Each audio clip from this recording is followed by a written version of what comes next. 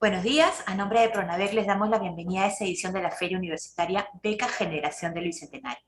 Les informamos que las preguntas que surjan durante esta exposición serán recopiladas por nuestro equipo y las alcanzaremos a nuestro expositor en los minutos finales. En esta oportunidad nos complace en anunciar la presentación de la Universidad Duke y nos acompaña su representante, Dani Warmick, a quien tenemos el gusto y el placer de tenerlo. Tomando en cuenta que la presentación es de una universidad en habla inglesa, la exposición será en este idioma. Good morning, Mr. Danny. Welcome to our fair. Thank you so much for accepting our invitation. Great, thank you very much, Lilian.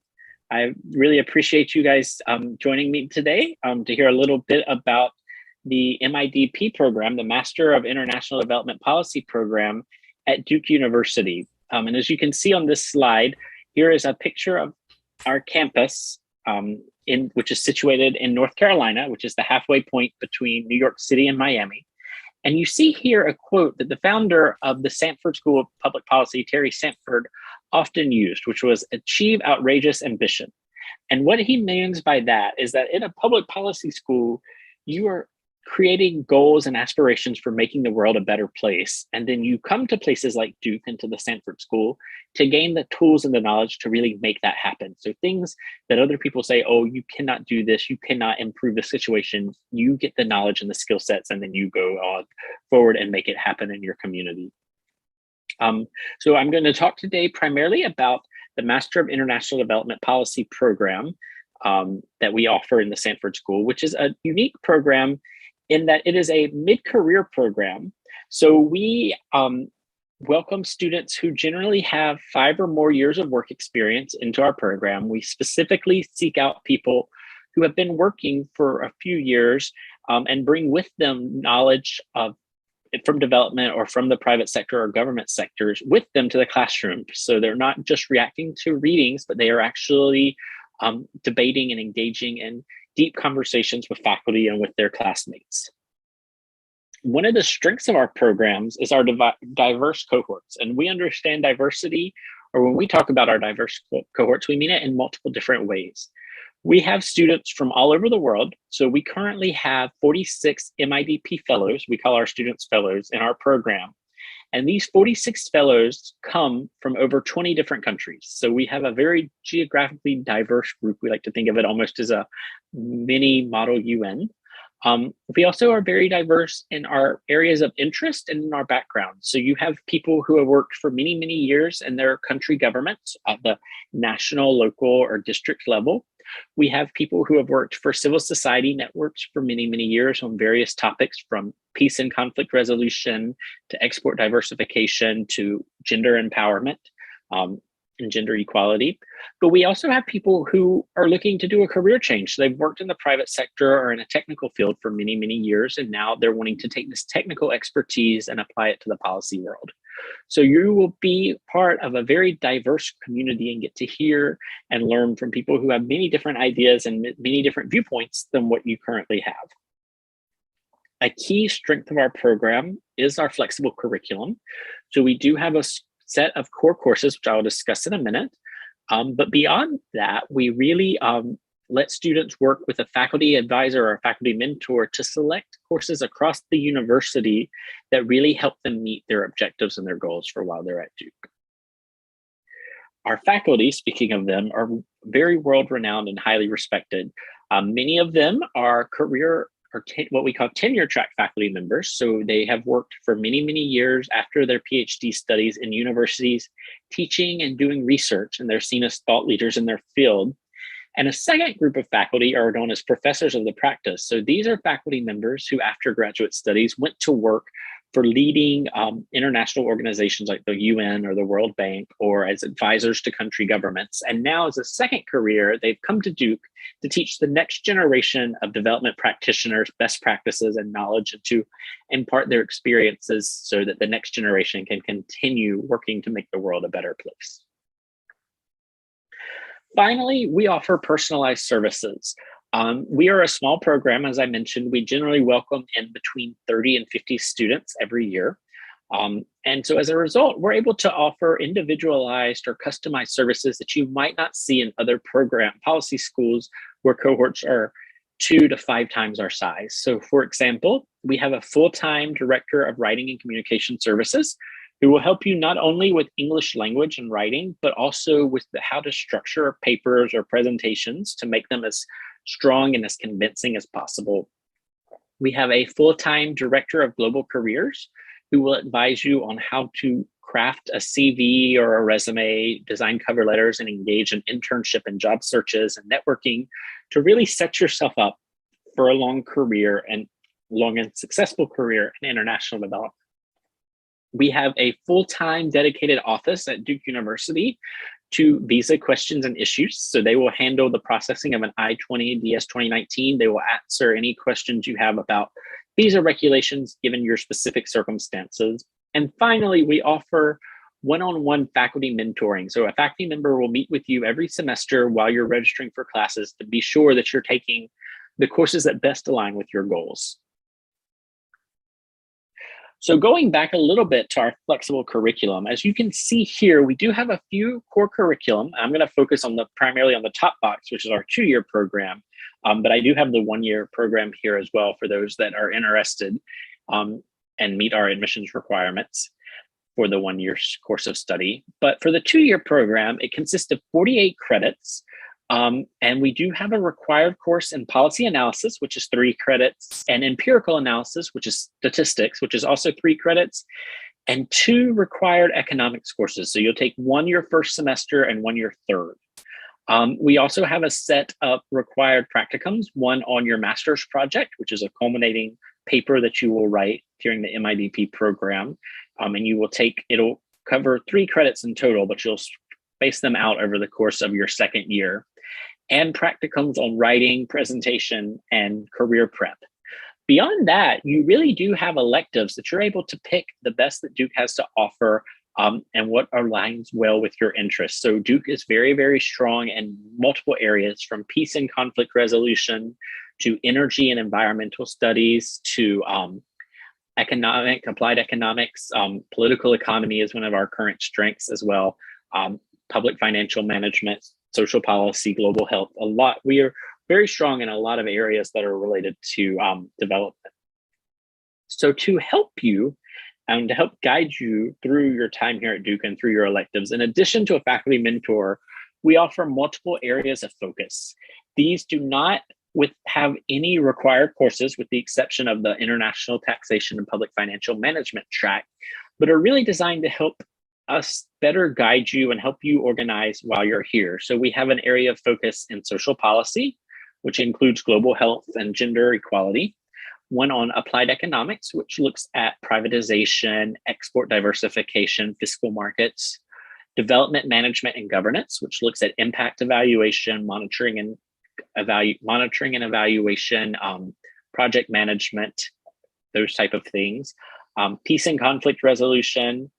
Our international taxation and public financial management is probably our most unique, and it's generally for government officials in public finance offices who are trying to gain new skills and knowledge to grow in those ministries. Environmental management, which looks at sustainability, and innovation and social entrepreneurship, which is one of our newest but most popular areas of focus, where students are able to look at business or other creative solutions to persistent development challenges.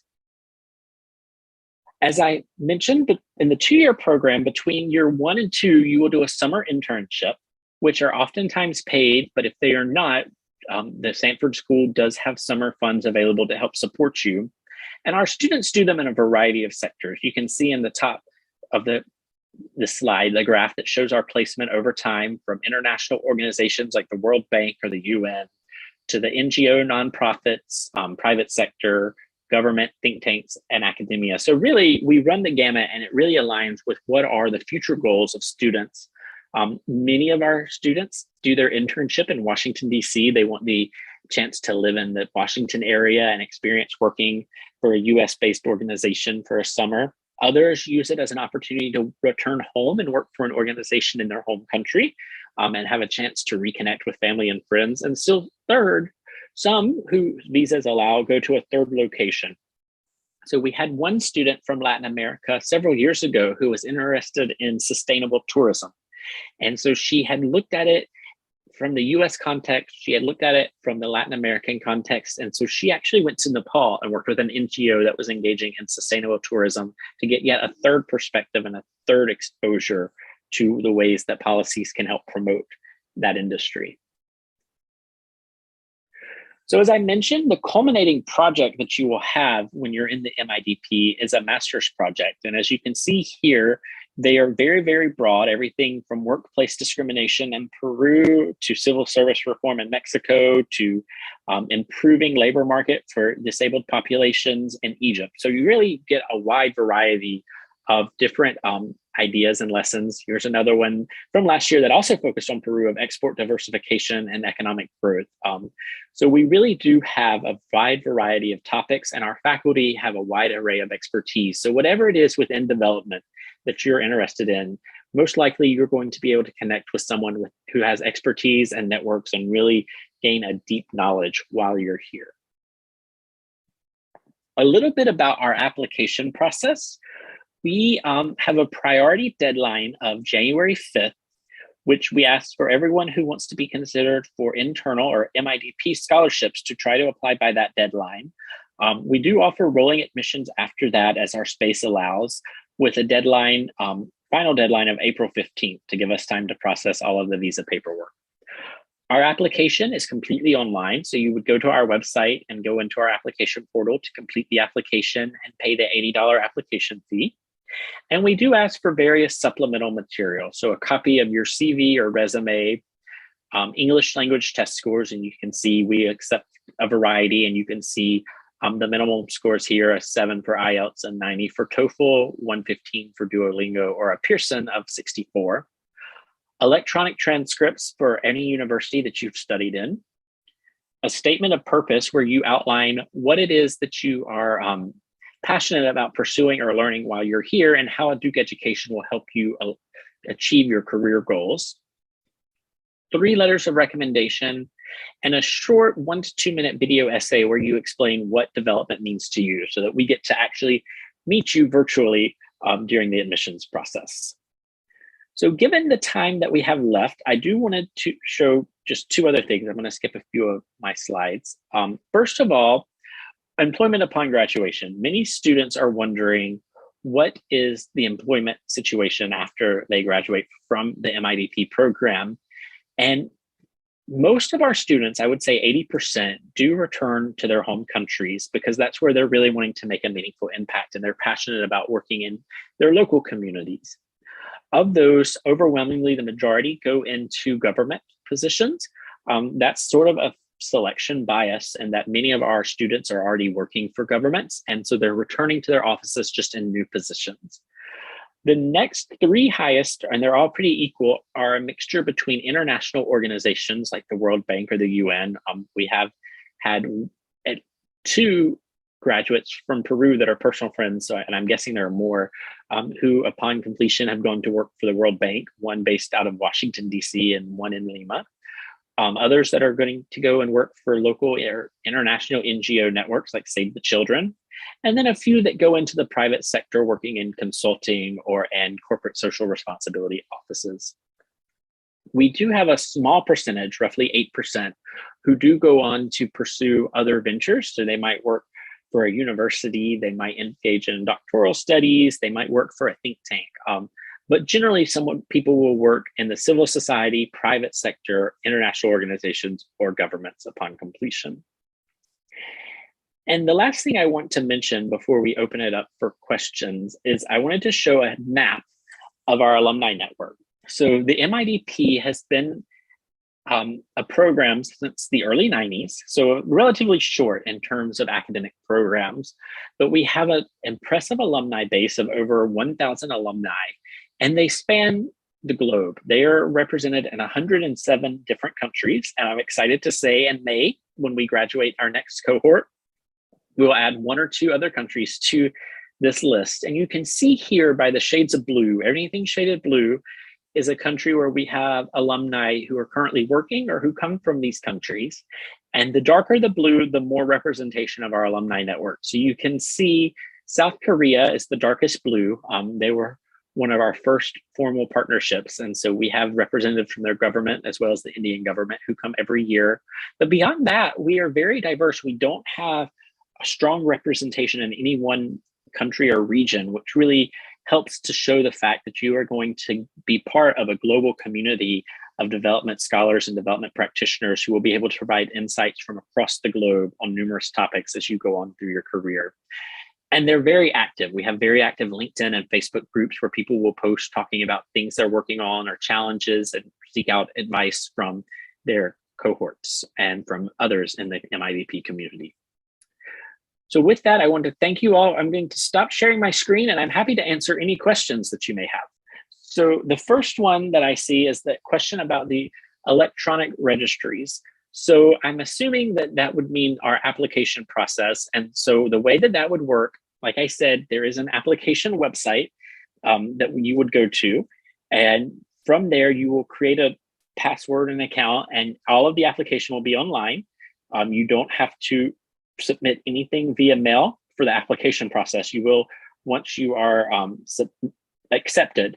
I'm going to share our website here in the chat for those that have access to it, where you can actually get the application portal. We do ask for everything to be uploaded electronically. So you would send your English language scores officially to Duke University and we would get them. You would also upload unofficial scores so that we don't have to wait. So you don't have to worry about, oh, the TOEFL is delayed and it's going to take a month. So I'm not going to make the January 5th deadline. We'll take the scanned copy that you send us and we'll go ahead and do the admissions process. And then when we're finalizing it for the matriculation, we'll look at the official copy. The same is true for your electronic transcripts. So you can send us unofficial transcripts that you scan and then upload into the application portal. And then once you're accepted and you have decided that Duke is where you want to come for the next stage of your life, then we will ask that you send us paper official copies, but you don't have to do that up front. So we try to keep the cost of gathering materials to apply and the time requirements at a minimum. One of the things I will say about the grades and about transcripts, as I mentioned early on, we welcome people from a variety of different backgrounds. We've had engineers, we've had political scientists, economists, teachers, doctors, even some people who are in the fine arts who have come to our program because they're wanting to engage in policy work. But the thing that they all have in common is they generally have a 3.0 or higher in their undergraduate admissions work. And they are all able to demonstrate either through their coursework, through their resumes, or through their statement of purpose, a commitment to development and to public policy. As you could see in our core requirements, we are an economic and a data-driven program. That being said, just a lack of quantitative courses will not exclude you from admissions. We might ask you to take a free online course just to get prepared so that you don't feel overwhelmed. Like I said, there's Khan Academy as an example of one of these open source courses that you can take before getting here, but it is not a prerequisite. But that is a great question. Thank you so much, Danny, for all the information you are providing us, which will be very useful for program professionals interested in studying at your institution. Seems like there is no other question. Once again, thank you for your participation, and we really look forward to seeing you at this fair. Sounds great. Thank you very much, and I look forward, and anyone that has any questions, feel free to reach out to me. I'm happy to chat one-on-one. And I hope everyone has a great morning. You too. Thank you so much.